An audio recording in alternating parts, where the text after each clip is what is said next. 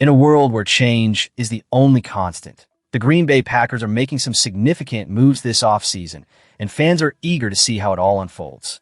As the Packers drafted 6 new players, the reality is that some familiar faces will need to make way when General Manager Brian Gutekunst trims the roster to the 53-man limit. This is where the intrigue lies. Who will stay and who will go? The Packers focused heavily on bolstering their secondary by selecting cornerback Cisse in the 2nd round and Domani Jackson in the 6th. This decision reflects the team's recognition of their previous shortcomings at cornerback and the urgent need to strengthen that position. The impact on players like Kamal Hadden, Shamar Bartholomew, and Jalen Simpson could be substantial.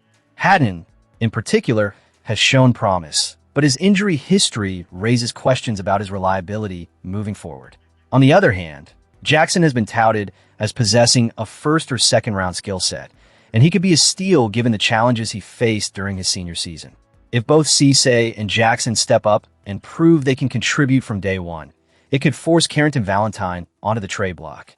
Valentine is a young, experienced player whose contract is both inexpensive and nearing its end, making him an appealing trade asset if the Packers decide to consolidate their talent. The transition to a new 3-4 defensive scheme means the Packers are also looking to solidify their front line. With Jonathan Ford and Nazir Stackhouse already in-house, the addition of McClellan in the 3rd round adds another layer of depth to the nose tackle position.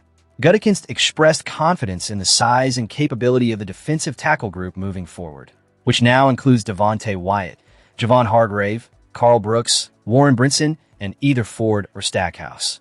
It's a critical moment for Ford, who after a rocky start to his career, showed promise upon returning to Green Bay late last season. Meanwhile, Stackhouse is still finding his footing after making the roster as an undrafted free agent last year. Change is a constant theme this offseason, particularly with Kingsley Enagbare departing in free agency and Rashawn Gary's trade to Dallas. Their absence creates opportunities for newcomers like Dennis-Sutton, who the Packers snagged in the 4th round. Dennis-Sutton is already using the fact that he fell to the 120th pick as fuel to prove himself.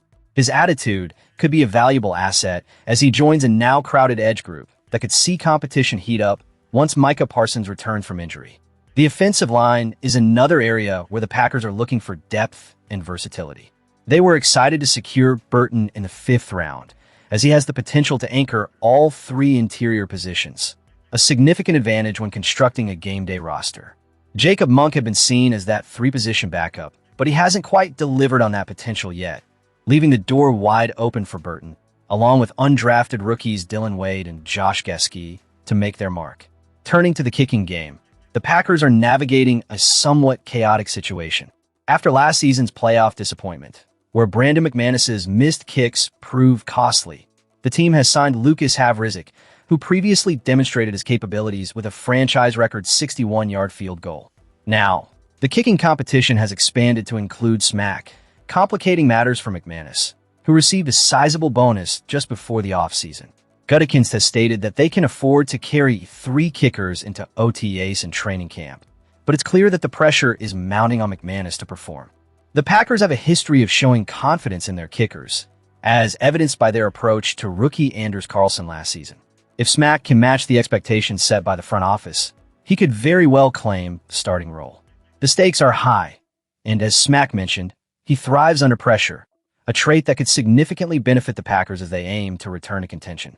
With each of these moves and decisions, the overarching theme for the Packers is change. The additions and potential subtractions reflect a commitment to evolving the roster and addressing weaknesses. As we move through this offseason, it will be fascinating to see how these young players adapt and how the veterans respond to the challenges posed by new arrivals. Now, let's delve deeper into another crucial aspect of the Packers' offseason strategy. The Green Bay Packers have made waves in the 2026 NFL Draft, and speculation is already swirling about how these strategic moves could reshape the team's future. With an A- grade from analysts, Green Bay's approach has certainly captured attention, especially given that they entered the draft without a 1st-round pick. Fans, where are you watching from? I want to hear your thoughts on this draft class and its potential. Starting strong in the 2nd round, the Packers selected cornerback Brandon Cisse, a choice that fills a critical need in the secondary. Following that, They added defensive lineman Chris McClellan in the 3rd round, which only amplifies their defensive front's depth. Let's not overlook edge rusher Dennis-Sutton, whose 4th-round selection could prove to be a game-changer for a defense that has been searching for consistent pressure on opposing quarterbacks. As the draft progressed, Green Bay didn't stop there. They picked up offensive lineman Jaeger Burton in the 5th round, a move that demonstrates their commitment to protecting the quarterback and bolstering the offensive line.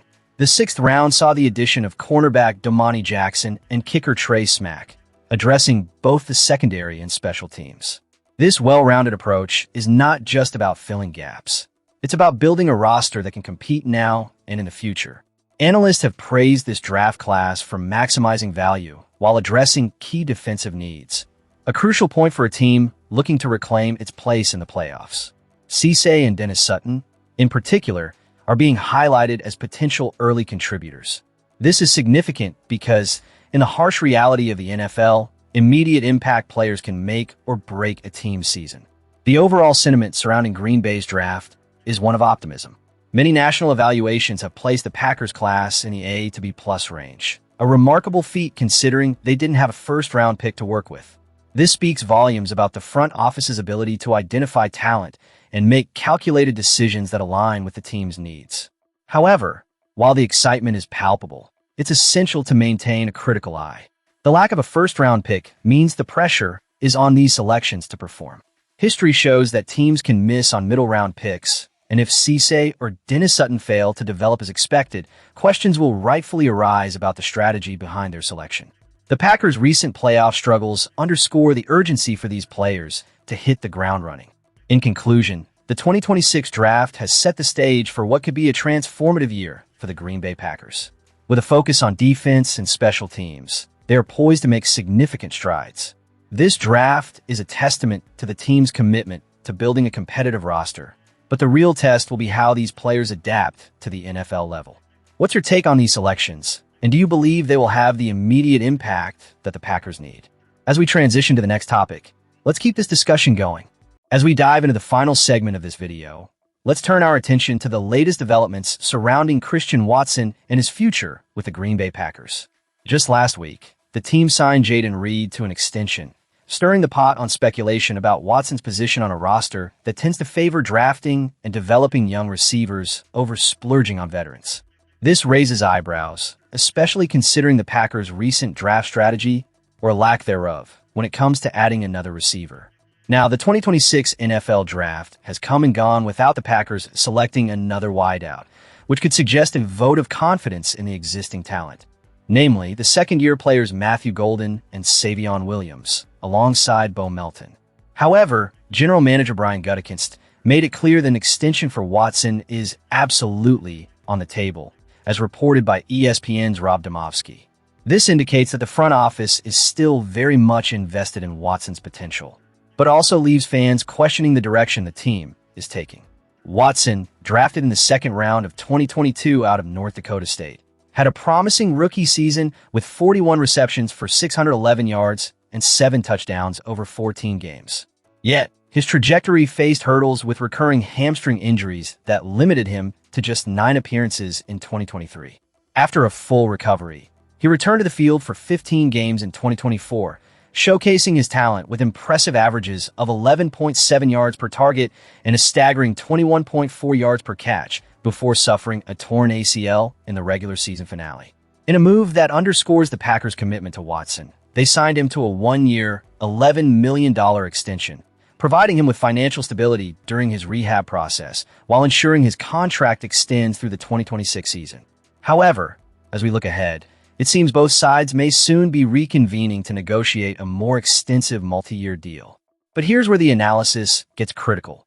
Watson's injury history may play a significant role in how much the Packers are willing to guarantee. This front office has earned a reputation for being cautious, and while Watson's past injuries haven't shown lingering effects, the Packers' risk-averse nature could temper their willingness to go all in.